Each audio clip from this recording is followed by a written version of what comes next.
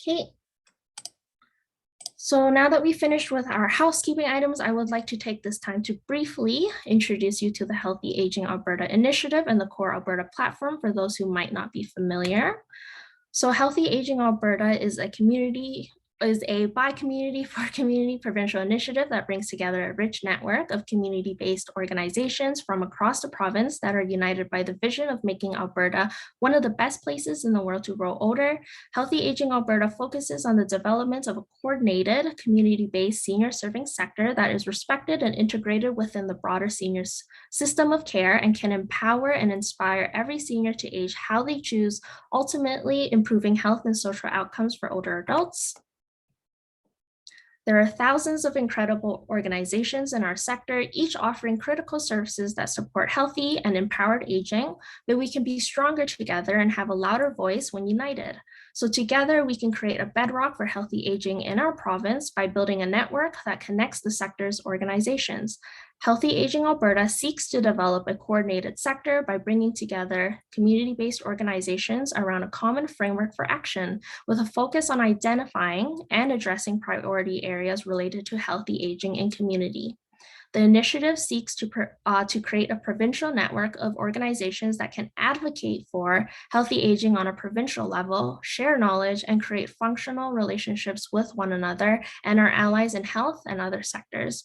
Like a tapestry, we become stronger when we weave our knowledge, expertise, and passion together. United, we can create more communities where older Albertans are supported as they grow older in their homes and engaged in their communities, a future we all want and benefit from. And one of our tools that is at our disposal to support the weaving of this network is Core Alberta. So Core Alberta is a sector development tool that has been developed to support this collective vision and strategic objectives of the Healthy Aging Alberta initiative. The Core Alberta platform is a free member-based digital knowledge and learning hub designed to support provincial sector coordination and strengthening by connecting community-based senior serving organizations to each other and their allied partners. Core Alberta provides a digital space to share knowledge and capacity building opportunities, allowing members to find and collaborate with one another with aligned mandates. So our core groups, like our core falls prevention group hosting this event today, is an example of creating learning opportunities that bring organizations from all over the province. We have over 1,000 members and are growing each and every day with more and more individuals like yourself contributing to this knowledge hub. And so we want to thank you for being with us today. And with that being said, we have some amazing guest speakers here with us today to share their knowledge and experience. So I will now hand it over to Shelley, one of our core falls prevention group leads, to introduce our panelists as well as herself.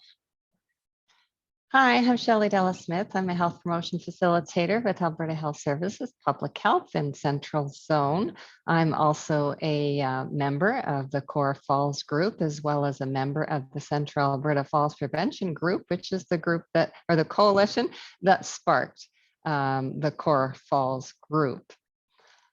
So first today to present is Jennifer Sundberg. And Jennifer's been a colleague of mine for many years. And Jennifer received her Bachelor of Science from the U of A. Immediately after her internship, she began her career in Medicine Hat and worked there for several years before moving to Red Deer. Jen has worked in various roles as a dietitian, including in hospital, continuing care, home care, and public health. Jen's most recent role has included a focus on nutrition and the older adult. She has recently completed continuing education courses in dementia. In today's session, Jen will share her learnings from work on a malnutrition screening project. And in her spare time, she likes to cycle leisurely, listen to Disney podcasts, and spend time with family. She has recently taken up cross-country skiing and is looking forward to trying out her new skis in the upcoming season. Welcome, Jennifer, over to you. Thank you, Shelley, and thank you also to Cindy for helping to coordinate this. I'm very happy to be here today to present to all of you. For my session today, I will be focusing on the nutrition component of our presentation. My fabulous partner, Monica, will be touching on the physical activity component. So without further ado, we will get started. So I will go ahead. Okay, perfect. Okay, So my overview for today is I want to give you a brief definition of both frailty and malnutrition. Next, I want to talk a little bit about nutritional status and what that means. And thirdly, as mentioned by Shelley, I want to talk about a malnutrition screening pilot that I've been involved with in our zone. And I want to wrap it up by giving you some resources that you can look at afterwards. Okay, frailty. While there are several definitions of frailty, generally it is a medical syndrome with multiple causes and contributions where you see diminished strength, endurance, and physiologic function. Frailty is associated with risk of functional decline, loss of independence, deterioration in health status, increased risk of hospitalization, and ultimately increased risk of death. Interventions for preventing or minimizing the effects of frailty in older adults include physical activity, nutrition, and lifestyle changes. There are also various definitions of malnutrition, but generally what we see in an individual is an unbalanced nutrition intake. For today's session, when I say unbalanced nutrition intake, I am meaning undernutrition and inadequate intake of energy, protein, and nutrients. With malnutrition, we see changes in body composition. We see also muscle wasting and fat loss and unintentional weight loss. And in the long term, there is diminished functional abilities leading to frailty.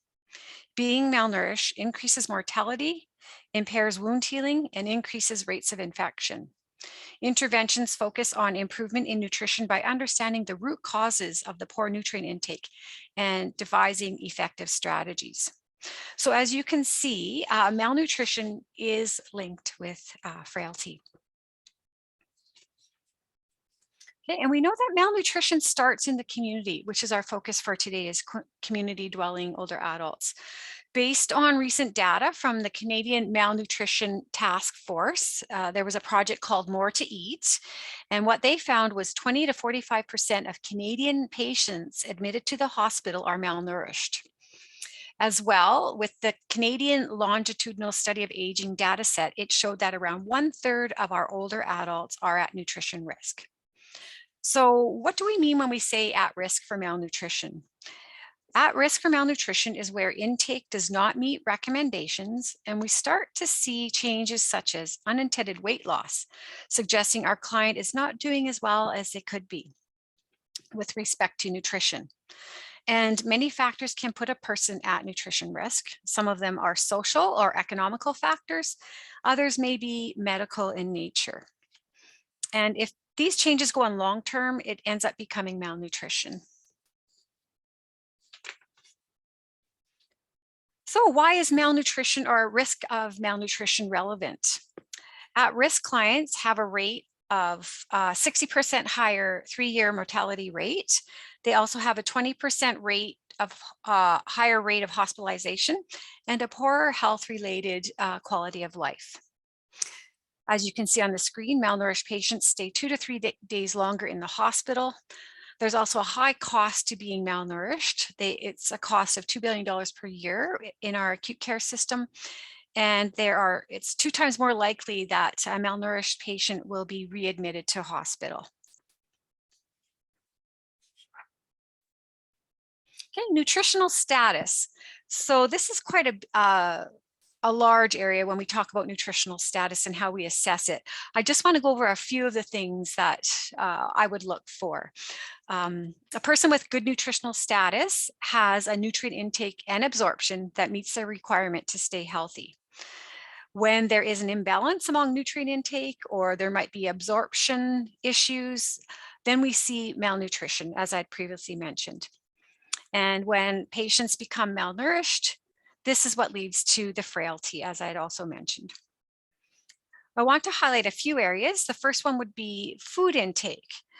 One question I often ask to determine nutritional status of a person is, has their appetite changed when I look at a person? And has this been going on for at least 2 weeks?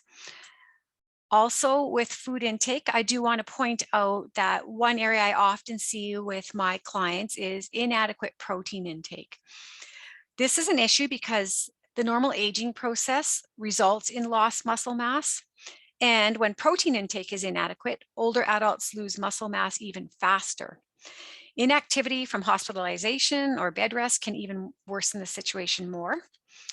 And this leads to diminished strength, decreased activity levels, and can also contribute to mobility issues. Also, we see frailty and loss of function. Lost muscle mass is often observed through a physical assessment. So to obtain and maintain muscle mass, our older adults need to make sure they get adequate protein.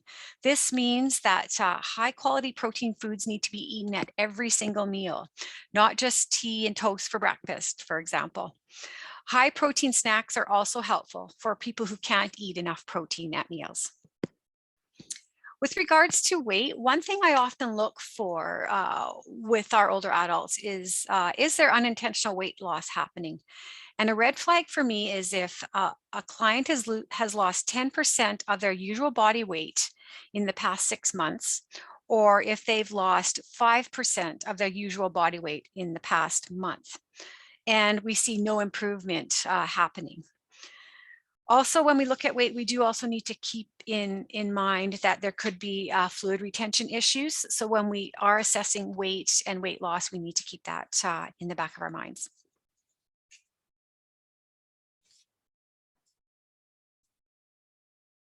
Another issue I often see with my clients is their fluid intake. Inadequate fluid intake is often linked to poor food intake. Age-related changes such as decreased kidney function, a conscious decision to restrict fluids due to incontinence or mobility issues, and a diminished sense of thirst increase the risk of dehydration among adults. This may cause dizziness and tiredness, which can also lead to increased falls risks. And I often get asked, well, how much fluid do we need, or how much fluid do older adults need? As a general rule, I look at about 30 mils per kilogram body weight, but an absolute minimum of 1,500 mils per day, and that includes all fluids. So 1,500 mils is about 6 cups. So that's a minimum. Other nutrients of concern. I just wanted to put this slide up because when dealing with my clients, I often see certain nutrients that seem to come up again and again where there's inadequacy. So some of these you can see on the screen. Calcium, vitamin D. We know that every person, whether they're an older adult or a young person, we all need a vitamin D supplementation. I also see lots of issues with iron and zinc, as well as vitamin B12. Most of my clients that I see when I work in home care are either on, or they're on vitamin D, and they're on vitamin B12. Those are very common. And actually every client I see is on vitamin D after I've assessed them. I won't go into too much detail based on the time I have today, but there is a lot of literature on these nutrients, and it's something that can be brought up afterwards as well.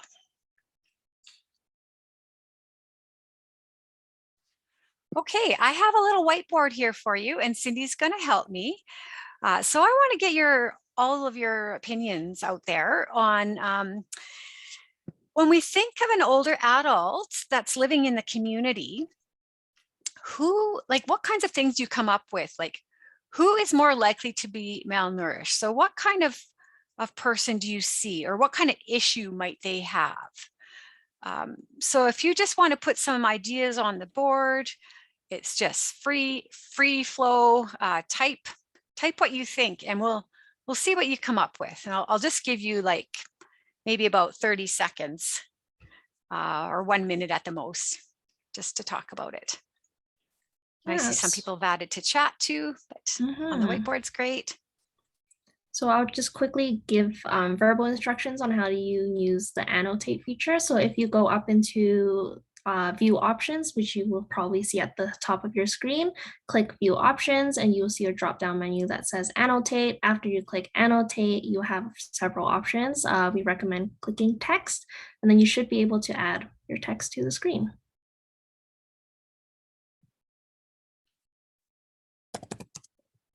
can help add some of the ones from the chat too.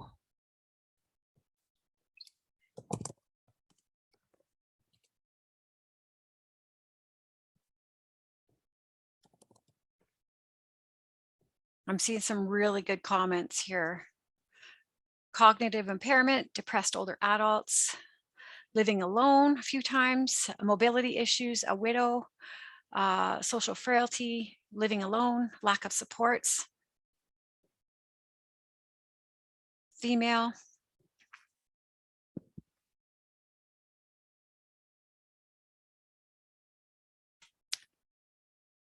Yes, I'm seeing a lot of things, and these all look really good. Lack of access to nutritional food, limited culinary skills.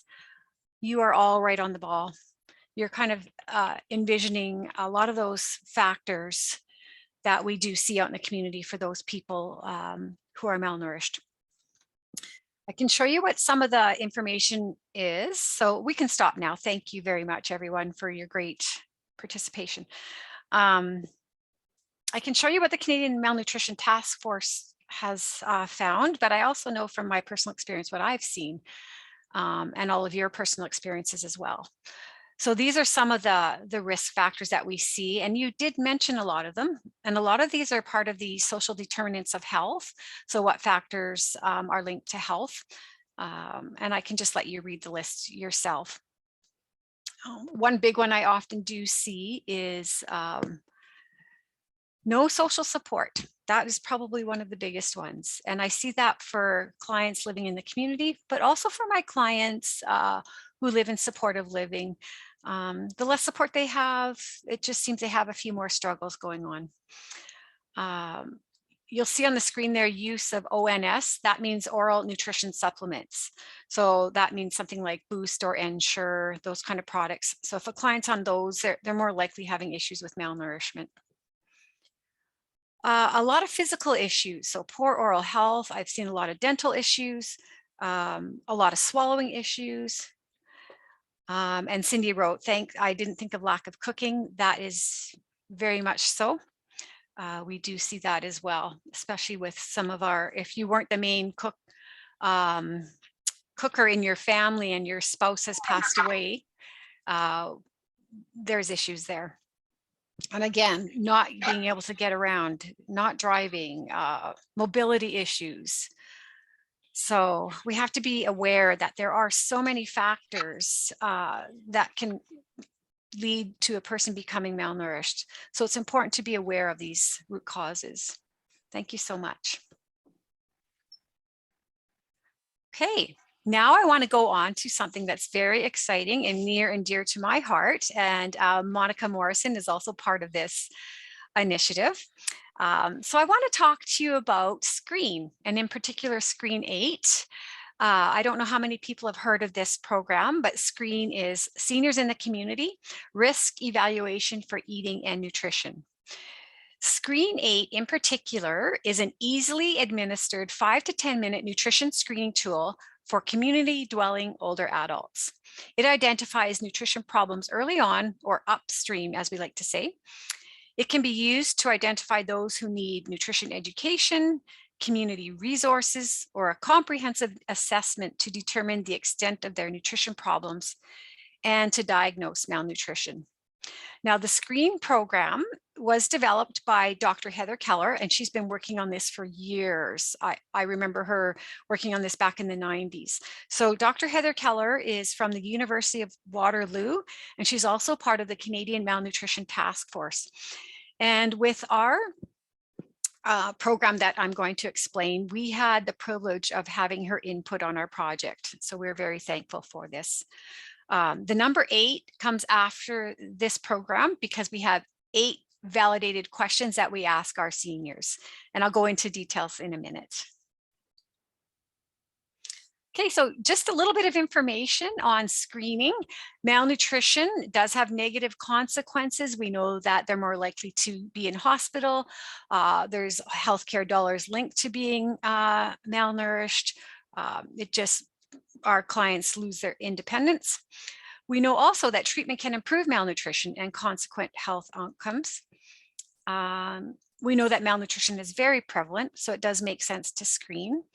And best practice is to screen to identify nutrition risk in all settings, regardless of weight status, and we want to use a validated tool for the setting.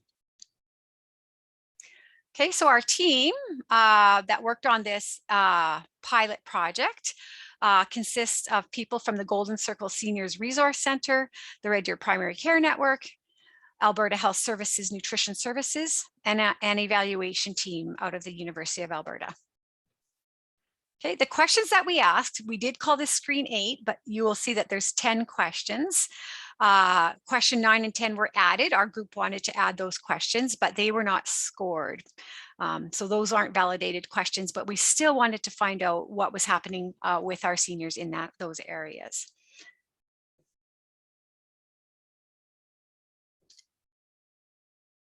And this is the actual questionnaire that we have our screeners use. I know you can't read it, but it is available online to look at. So they have the 10 questions, and at the end of reading the 10 questions or going over the 10 questions with the senior, you put a score down. And so the score either ranks them as a high risk for malnutrition, moderate risk, or low risk.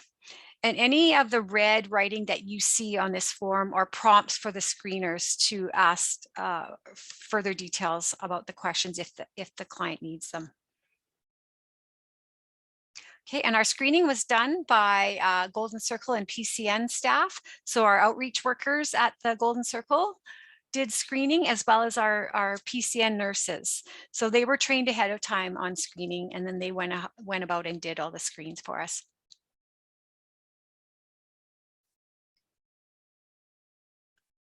Okay, and then what we developed for our screeners is just a little flow sheet. So telling them what they need to do depending on how the person's screened. So if they were low, moderate, or high risk, you would do certain things with them or offer them certain resources or send them to different professionals depending on what their issue was or their concern.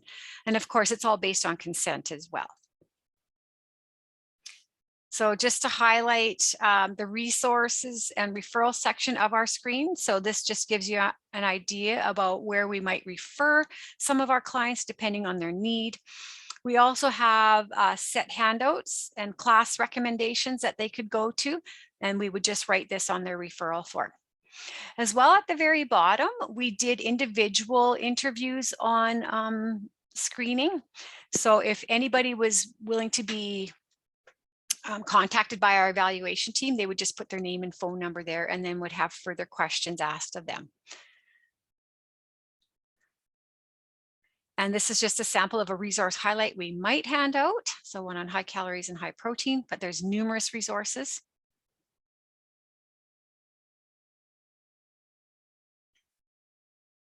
And this is our class that we teach, Staying Strong and Healthy as We Age.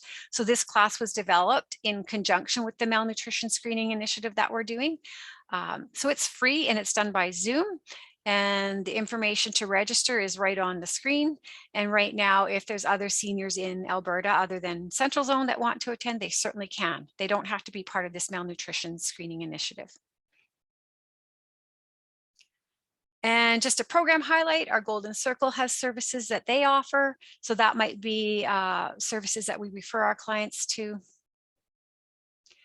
And right now with our screening initiative, it's just wrapping up. So we're collecting data, we're evaluating, but I can tell you we have over 250 screens completed, probably a little bit more.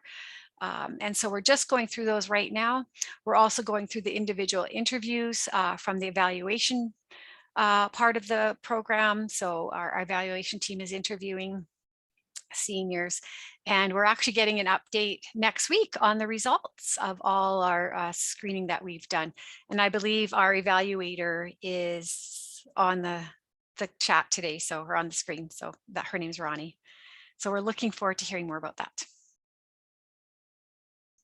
And just very briefly, I know I'm trying to keep track of time. Resources are so difficult to find on the Alberta Health Services website. So I tried to make it as easy as possible where you could go for resources.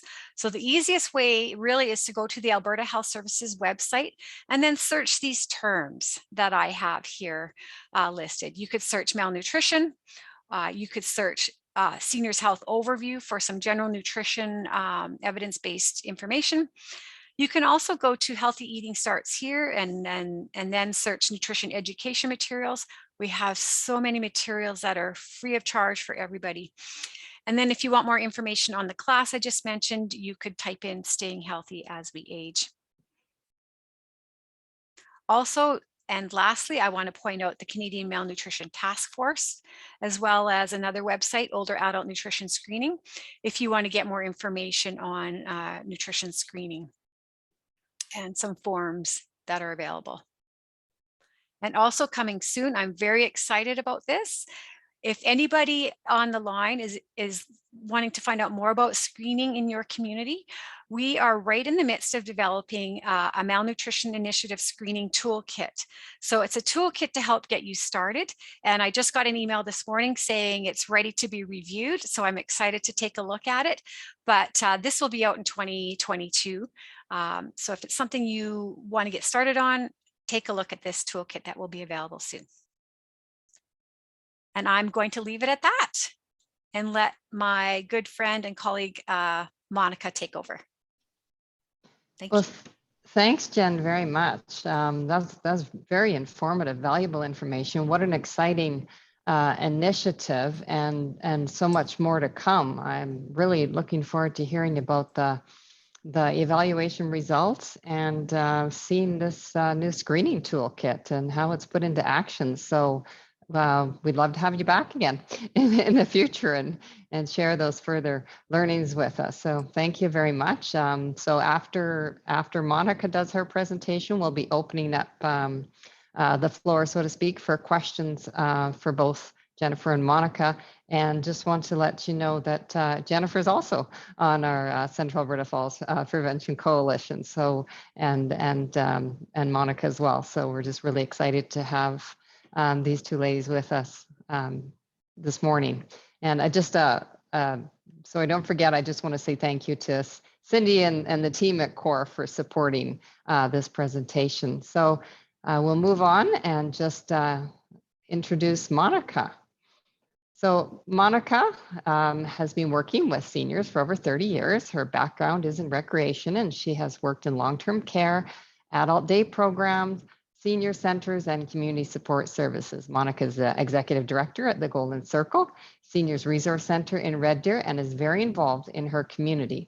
She's been an active member of the Central Alberta Falls Prevention Coalition and is a senior fitness instructor, trainer to developing community-based senior fitness programs.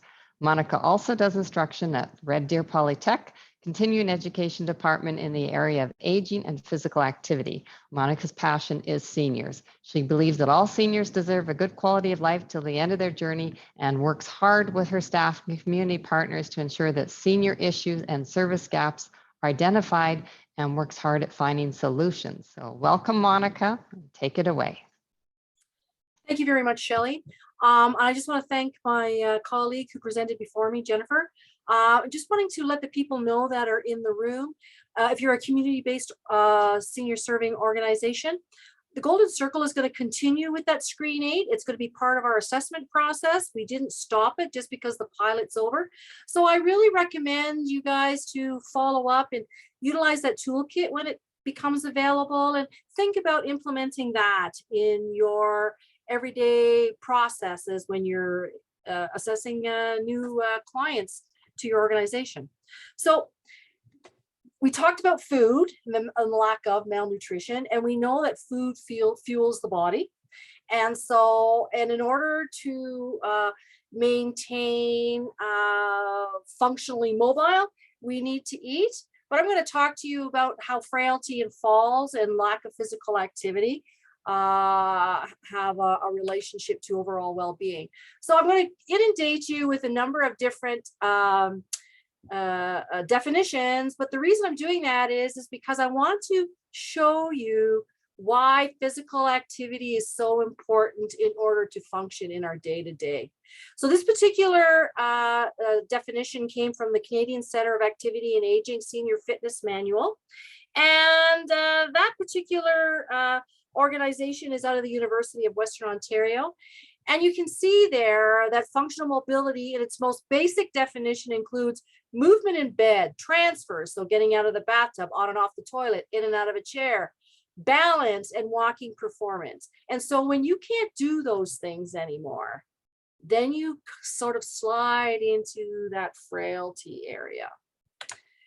I want to show you where falls happen with older adult seniors. As you can see, the highest area is walking on any surface, 45%. Walking up and down the stairs is 13%. We know a lot of slips happen there. 16% is walking on snow or ice, and so the winter time is a really bad time. But the rest of the time, it's just simply walking from the kitchen to the living room, or from the bedroom to the bathroom, where these kinds of things happen. And these are game changers for older adults. You don't even have to be frail for it to be a game changer, but if you are frail, it truly is a game changer. Another area is where did they happen? 50% of the falls happen at home. Okay, this is really, important information. So what are we doing as service providers to ensure that where our residents are living who want to stay at home, because that's the push, keep people at home, is it a safe place for them to be? So I do know, and my staff here will contact AHS Home Care to have a safety assessment done in the home. So something to keep in mind. They'll do that. They'll come in and ensure, grab bars available, are there handles on the stairs, in showers to make it sure it's easy to get in and out, etc. So something to keep in mind, but 50% happens in the home. That's huge. The type of treatment sought is, so where do they go? That's where you get the stat where there's a high increase of seniors ending up in emergency room. 67% end up in the emergency room after they've had a fall. 16% go to the doctor, but that's a huge number that end up in the emergency room. So what are we doing in community to minimize that and reduce that so that people don't end up into emergency room? I know when it comes to ice and snow, it's a little challenging because I'm going to say it. I myself have fallen and broke my wrist from ice, but on normal day-to-day walking from one room to another, we shouldn't, be having those kinds of situations, or trying to minimize those kinds of situations. So the number one of frail elderly Canadians today is estimated at 1.1 million. That's a lot of people, actually. Okay. So frailty is usually associated with noticeable losses in a person's physical, mental, or social functioning.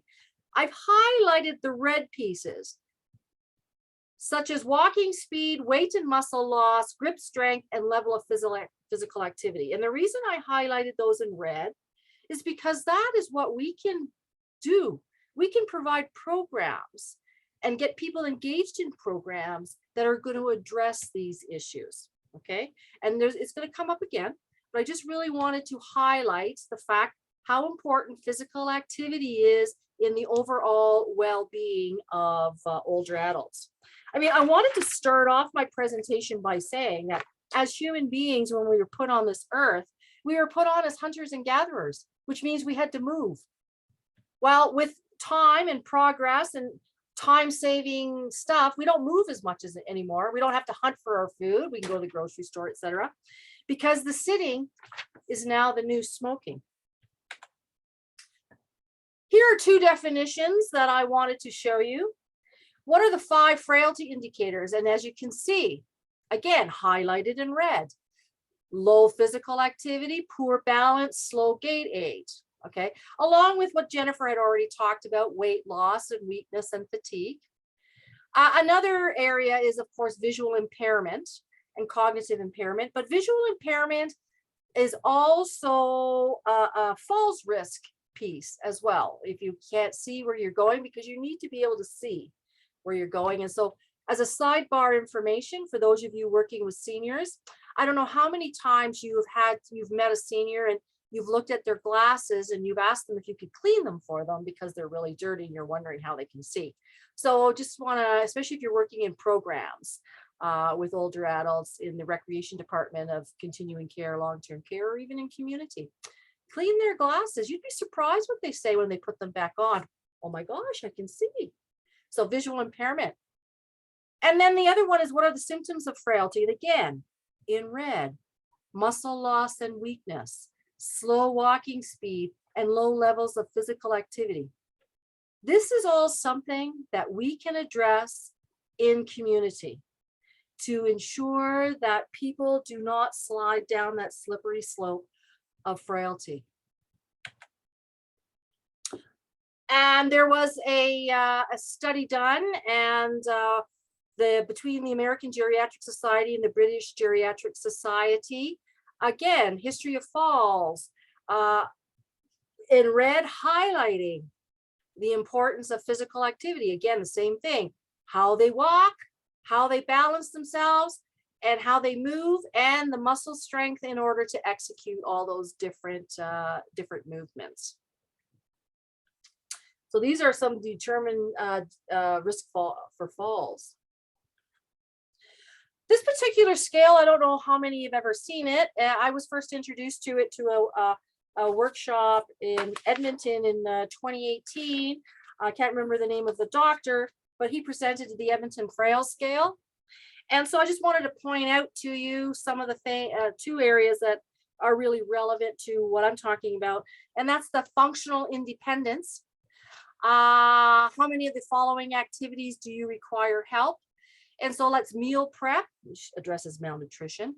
But if you physically have a hard time with your hands due to arthritis and can't cut and peel, shopping, being able to get to the grocery store, walk around the grocery store, transportation on how to get there, housekeeping. So, carrying the laundry basket, to putting the stuff in and out of the washer, in and out of the dryer, vacuuming, sweeping, washing dishes. If you really think about all those different things I talked about, what do you need in order to do that? You need to be able to move. You need to be able to lift. You need to be able to stretch.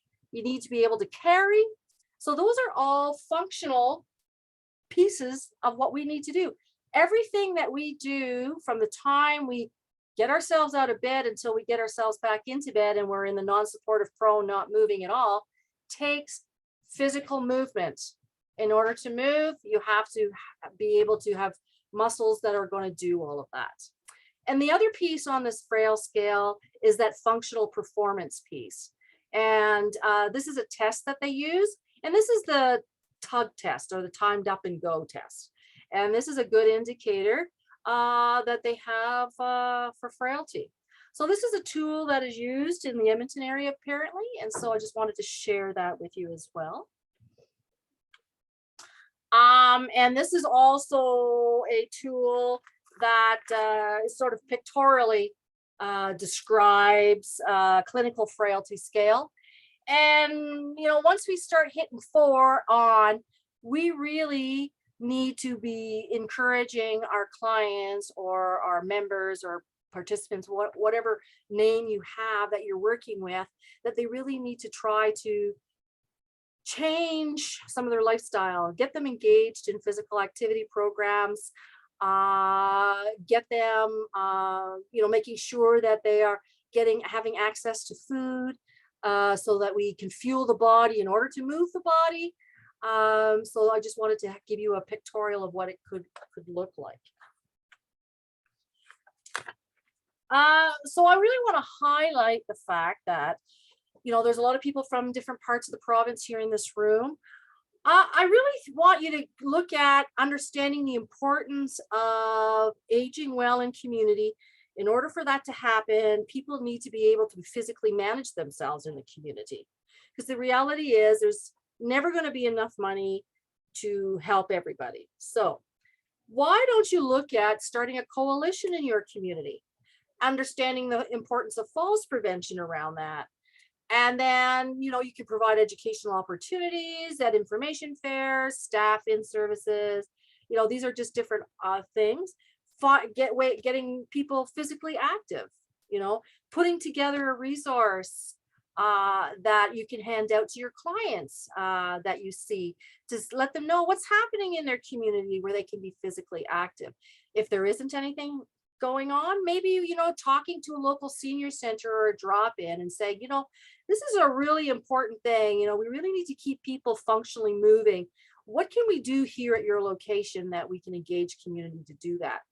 Great way to do that is find some champions in your community to engage people to participate. It's always great to find a champion for the cause, because they can sell it to the people that really need to do it. This came out of one of the pillars that I had found, and 2.5 hours of moderate to vigorous exercise each week is the standards for 65 plus older adults, which it translates into 150 minutes. So, even ourselves in the room, we can ask ourselves, are we doing 150 minutes of moderate to vigorous exercise each week? This is what seniors are supposed to be doing. And so the exercise routine should be personalized to the person's abilities. So I know a lot of times my students in my class will say, well, so-and-so doesn't move very much. So that's why we need to start slow and build on successes. But I have seen it in senior classes that I have facilitated, where you get the people that have never done exercises and you build them up to actually to move, and always educating them as to why it's important, because we want to ensure that people can still get on and off the toilet, in and out of the bed, in and out of their chair, dining room chair to eat, etc. Focus on balance exercises. So this particular, the heel to toe stands, one leg stands, heel toe walking, some of these exercises are part of the HSEP, which is the Home Support Exercise Program. And I know at one time AFLCA was providing some home support exercise programs. There's 10 exercises. I know in Central Alberta and Red Deer specifically, the PCN has adopted these exercises through their Strong and Steady program. And they have people that are referred to them from either ourselves, because people have said to us they are having balance issues, or their doctors or nurses, etc. So these 10 simple exercises, it's amazing what they can do. And so the theory behind a lot of this is to start it where you have one-on-one in the home.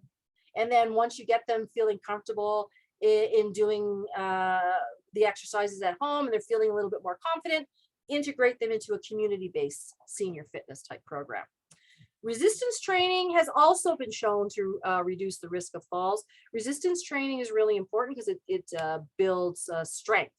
And strength is really important, especially for falls prevention in the core area, because it's all about balance, and you have to maintain that center of core over your base of support, center of mass over the base of support. So, which means posture, keeping tall. And then call to an older adult to encourage them to exercise and try to motivate them. And exercise adherence is a big issue. So if you're at community-based, trying to make it fun so people will want to come back. There's a social component to group exercise programs. Don't ever think there isn't, because then they're looking forward to coming the following week to meet their friends at the local exercise class. Just wanted to show you some of the champions in Central Alberta that we found around Red Deer. And this is walking with the mayors. So we had various mayors from communities around Red Deer that really understood the importance of falls prevention and physical activity. And so this particular time it was held at the Sylvan Lake new Nexus Center. So What's available in your community? So find out what's available in your community that keeps people active. Put a list together, put it into a brochure so that you can hand it out to your members and your clients. And again, I'm going to reiterate, if there isn't anything, maybe it's a conversation that needs to be had to have some stuff happening at the local level that can get people out. Even if you start off as a simple walking program.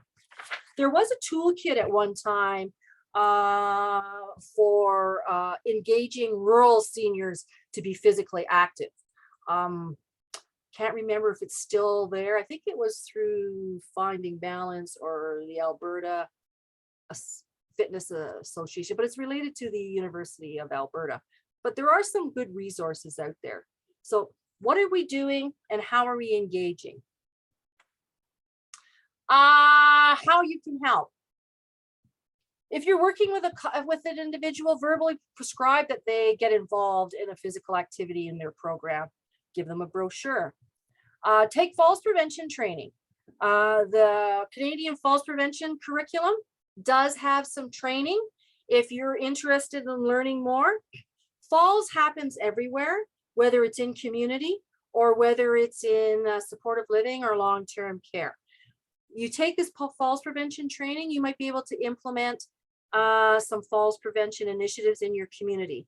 I do know that in Calgary at one time, they had a falls prevention initiative through a PCN and Alberta Health Services. So, find out what has happened and how we can keep it going, because functional mobility will equal independence, preventing falls equals independence, and physical activity reduces the risks of becoming frail. So here are some really interested seniors, as you can see. They're having fun, and exercise is fun. I know a lot of times I encourage my students when they're putting together a program is not to call it exercise, but some really catchy name that will inspire people to want to join, instead of, oh, come to the exercise class, because a lot of people, who wants to do exercise? I can't do exercise. Yes, you can. We're going to have fun. Again, some more picks. This is a resource through the Canadian Public Health Agency of Canada about physical activity tips for older adults. The internet is full of different resources. Again, I encourage you to take down some of these resources to hand out to people as to why remaining physically active is very important, especially if their long-term goal is to remain in their home and living independently in community. Finding Balance, Alberta Finding Balance also has a number of resources for practitioners that you can download for yourself, but there's also for seniors that you can hand out. Keep in mind, every November is Falls Prevention Month. If you're at a senior center or your local clinic or whatever, put up a board, get all these resources, put it out there, highlight the fact about falls prevention and physical activity. Lifeline has a great resource that's a brochure on physical exercises to do around falls prevention. Again, the home is another important place to be assessed to make sure that it's safe. And so there are, this is just a sample of one of the resources that's out there on things that you need to look for, or people need to look for in their homes. So I thank you very much for your attention. I hope I inspired a few of you to kind of look at what's happening in your community and how you can get people engaged in terms of getting them moving. One of the things that I need to highlight is with COVID, the 2 years, there's this whole deconditioning thing that's happened because older adults haven't been able to get out and be physically active. So, if they were at one level at March 2020, they're probably not going to be at that same physical level. We may have to start our programs a little lower, but still it's something that we need to do this because it's going to eventually affect us all. We all need to, we all age and we all need to be physically active. So thank you very much. Shelley, back to you. Hi, you caught me typing a message back. Thank you so much, Monica. That was really informative. And Monica highlighted so much important information and many sources of where to go for further information is just a really key component. So we need to keep that physical activity and nutrition at front and center in the work that we're doing and supporting seniors with healthy aging. So we'll open the floor up to some questions. We've had lots of action in the chat room, and so there's been questions and answers happening as we go along. So if people have opened up your chat box, or if you haven't, take a look there. And if anybody would like to ask questions directly, feel free to unmute, and both Jennifer and Monica are with us now to respond. So, and if you're not, and if you feel more comfortable in the chat, you can type your questions there too, but we'll just leave this space for some questions and conversation. Hi, Monica and Jen. It's Carol from Edmonton, and thank you so much for this great presentation. Monica, you had mentioned the name of the Seniors Fitness Manual, but I just got the acronym. It was called the CCAA. What was the full name of it again? Okay, so CCAA is a Canadian Center for Activity and Aging, is a research-based spin-off from the University of Western Ontario that has certification programs for people to become senior fitness instructors. And one of the tools that they developed there is the HSEP, the Home Support Exercise Program, which I know Alberta has adopted because I went to a training in Edmonton for that. And it's the Home Support Exercise Program is just 10 simple exercises, and it's a great starting point, especially for people that have been identified at risk of frailty. Very simple, very, just toe, heel raises, some balance stuff, some upper body strengthening, 10 simple exercises. And these 10 simple exercises you find in so many different types of exercises to execute for older adults. It's not rocket science. It's so simple, and yet we're not doing it and encouraging people to do it. Thank you so much. And I saw a post there about motivation and engaging. That is a big issue when it comes to older adults, about inspiring. So what I've always said to my students that I'm teaching through ASHA is education. If the facilitator of the exercise program is educating the client why it's important to do this exercise, why we're doing this, because I'm trying to help you remain independent so that you can get on and off the toilet, in and out of this chair, in and out of bed. If we constantly try to relate it to something that we're doing functionally in order to remain independent, a lot of times it will inspire them to stay. But also the important piece I always find is making sure that you've got the right person facilitating the exercise program, believes in why you're doing it and is motivating it and has the ability to light the fire in them and be so excited about coming to class. Yay, it's so important. If you're not having a good day, don't bother doing your class that day, because you'll drag everybody down. And just to add to that, I think if we can make healthy choices easier, somehow, I think people are more likely to be engaged. So maybe tacking on physical activity or nutrition types of activities into something else that's going on. Mm-hmm.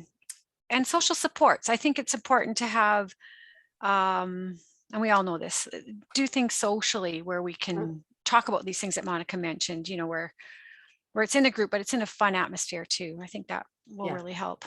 So the big push now is to bring play back, especially to older adults. So people that are programming for older adults, look at things that are going to be fun. We don't have to have an exercise class. We can create a program where there is body movement and encourage people to participate in that. And the end of the day is that they're having fun with it, because if they're not going to have fun, they're not going to come back. So 9 times out of 10, you will have people that go to cardiac rehab, those 8 or 10 week program, and then it's up to them to find a place in community to continue. Sometimes people will, but a lot of times people don't. And so it's really important to, you know, kind of relate it to longevity, living well, aging. Really need to, yeah, focus on prevention and start early and role model that and engage people, find out, you know, what really interests them and offer those kinds of programs and supports, right? And having things in combination. And I just put a note in there earlier about if you're not able to start, you know, a senior specific or older adult falls prevention coalition, join our Core Falls group. And if you have a wellness coalition in your community that you're not part of, join that and bring that seniors lens to that wellness coalition. And there's some great opportunities when you collaborate at the local community level. There was one other question, Jen, I wanted to direct that one to you, and it was to do with the Screen 8, and will that be kind of rolling out to more of our rural remote communities that have less resources available? Can you speak to that? Thanks, Shelley. Screen 8 really is available to anyone who wants to use it. It's a validated tool that's online, as I'd mentioned, developed by Heather Keller. And all of her information is at Older Adult Screening website. So it's really anyone could do that. But I do suggest, like Monica touched on it, you know, where we could, to roll it out in a community, you really need a little coalition and a champion and just a little group. And I think with the supports that are available, it can be done. So the Screen 8 is already available, as well as other screens, as well as this malnutrition toolkit that's coming out. So the supports are there to get started. Now you just have to look at who's interested in my community, who can we approach, and definitely our project in Red Deer could be a support too, just by asking us questions and whatnot. Yeah, that's what I would have to say about that.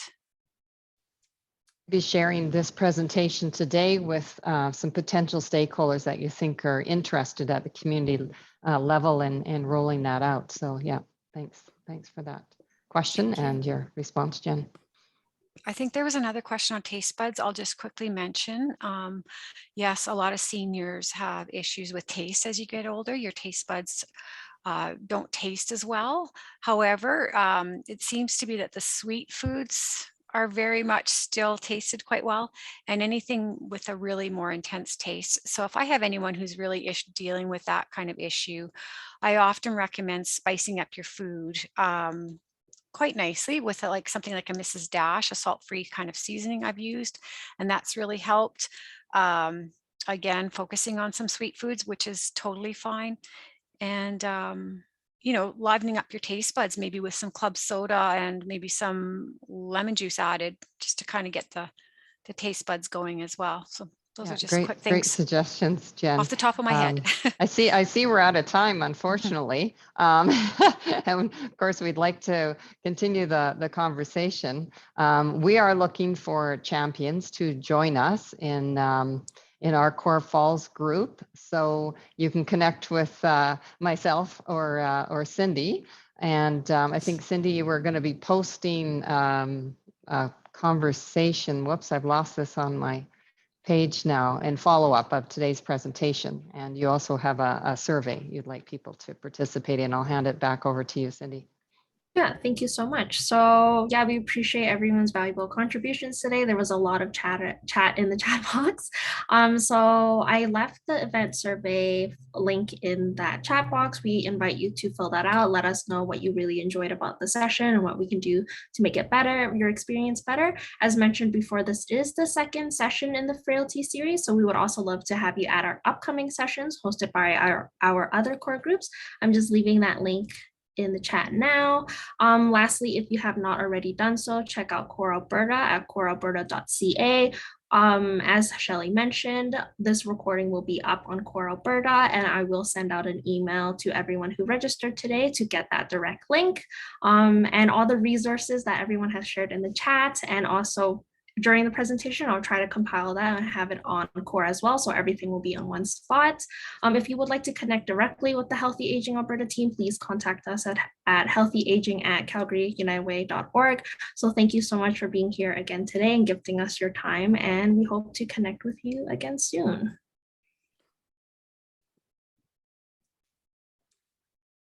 Thank you, everybody, for attending. Trying to see my screen here. Thank you.